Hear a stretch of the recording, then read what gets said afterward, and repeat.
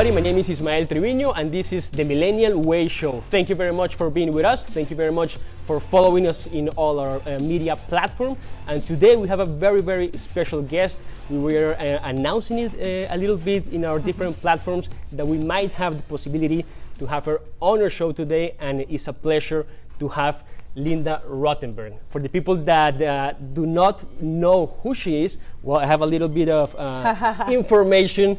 It's Time Magazine 100 Most Influential Innovators of the 21st Century, Newyorktimes bestseller with her book Crazy is a Compliment, 2014. This book is actually in Spanish, and co-founder, creator, CEO of Endeavor, this platform. I understand, Linda, is in more than 60 cities around the world. 30 countries. 30 countries. Yeah. It's a pleasure to have you in the Millennial Way Show. It's great to be here.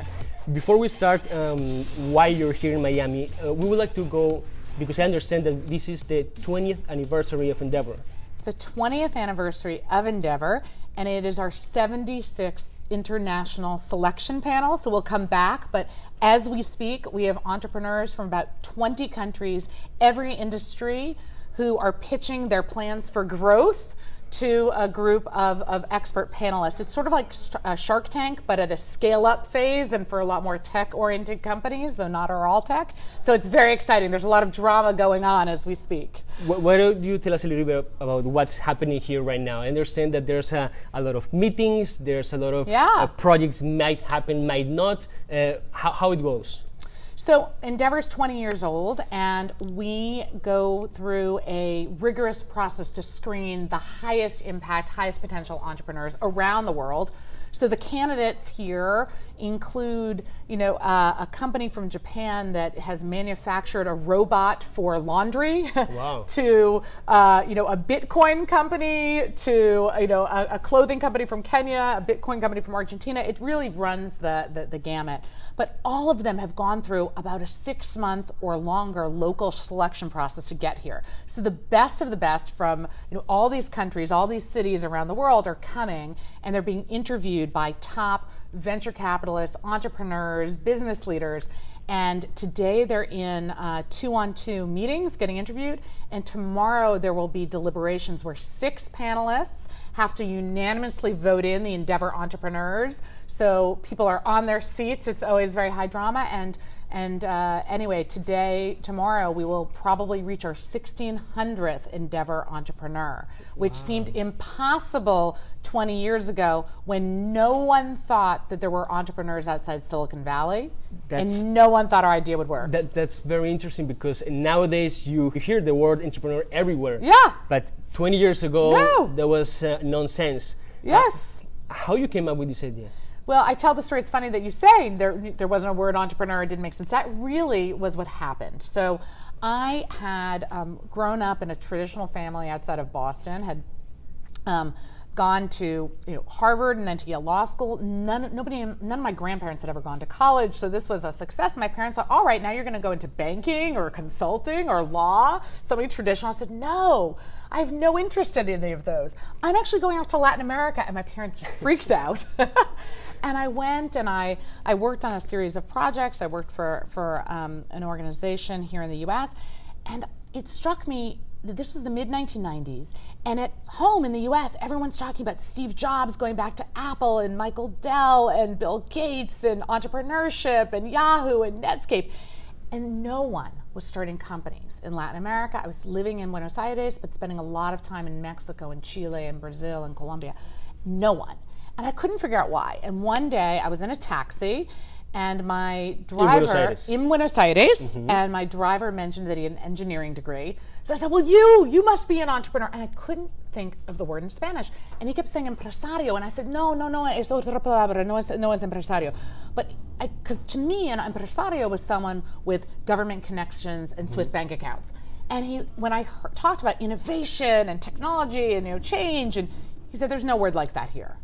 And I thought, oh, my parents think I'm crazy, but at least they know words for what I'm trying to do. No one even had a word in Spanish at that time or Portuguese to become an entrepreneur. And 5 years later, before I finished with the Endeavor founding, I want to say that 5 years later, the editor of the Portuguese Brazilian dictionary called up our team and said, in part because of Endeavor's work, they were adding emprendedor and emprendedorismo into the lexicon. Because I love, because when I tell people today there was no word in Spanish, they say, oh, you gringa, there's this word emprendedor, you have no idea. But back to the story. So I was like, wow, if you can't see it, if there's no role models, how can you even, start something? And I told people, they thought this was the dumbest idea they've ever heard, that there were these entrepreneurs outside of Silicon Valley, as I mentioned. And they kept introducing me to this kid named Peter Kellner, who was at business school, who also was talking about the same crazy idea. So we met up, and when Peter and I were at my kitchen table and developed the business plan for Endeavor to help these entrepreneurial scale-ups, high-impact entrepreneurs in emerging markets, my parents got very nervous.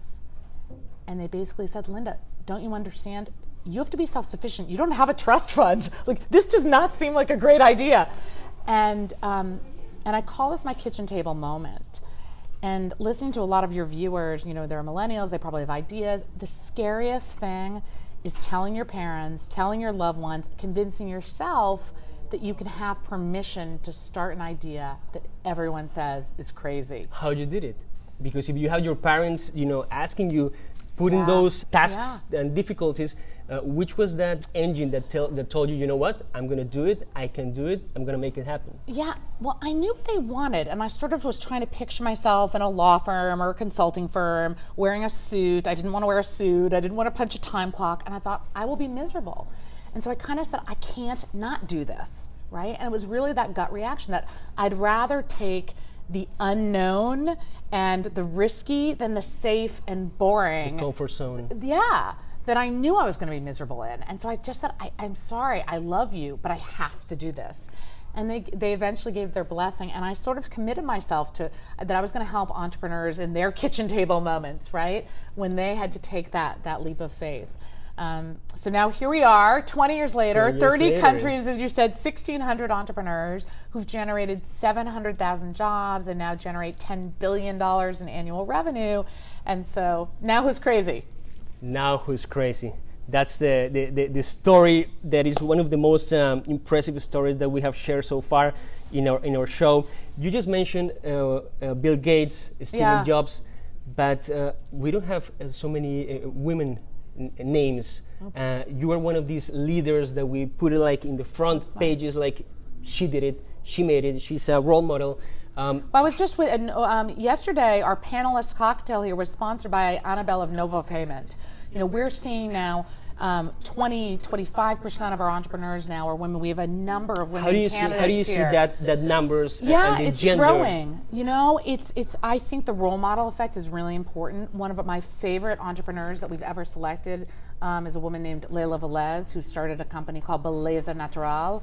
She grew up in the favelas, the slums of Rio, and decided, why aren't there products for poor people to make them feel good? And she, with her sister-in-law at the time, started this innovative hair company. Today it's a $100 million business. They employ about 6,000 women, I think. It's unbelievable. And Layla and Zika, her sister-in-law, tell their story. And people say, if she can do it, I can too. So number one, I think we have to have more role models and tell their stories.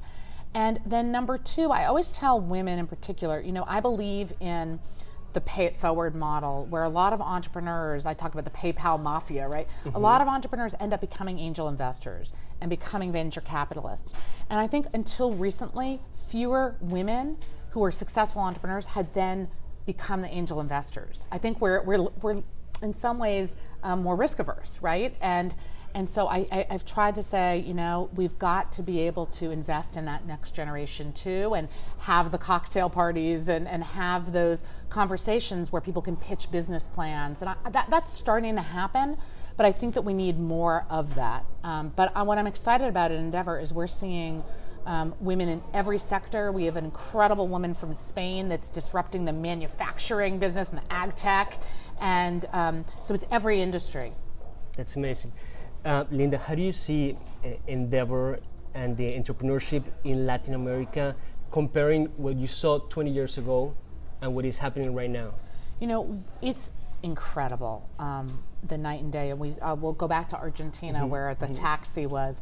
Last week, Reid Hoffman of LinkedIn, and who's on our board, and Wences Casares, one of the first entrepreneurs we found in Latin America.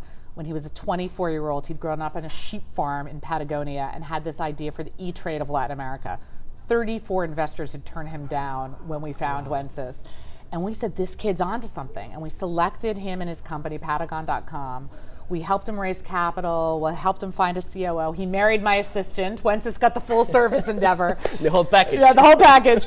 He sold to Banco Santander for $750 million. And people said, wow, if Wences can do it, I can too. So today, Wences runs Zappo. It's the world's only or largest Bitcoin vault in the world, which is obviously in the headlines today.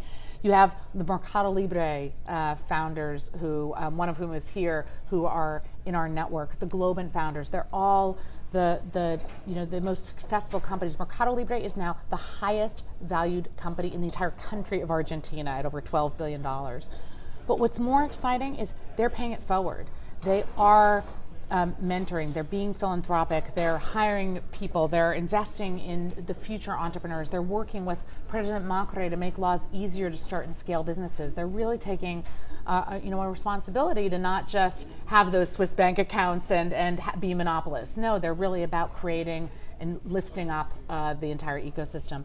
And that, to me, that's thrilling because it's of, by, and for entrepreneurs. That's what I said from the beginning, that we weren't just going to rely on the old guard. It was going to be entrepreneurs supporting one another, mentoring one another, going now outside the capital cities. And that story is happening in Sao Paulo, it's happening in Bogota, it's happening in Mexico City, and it's happening in Miami. I was going to ask you that because there's a lot of help and identifying new projects in Latin America. Yeah.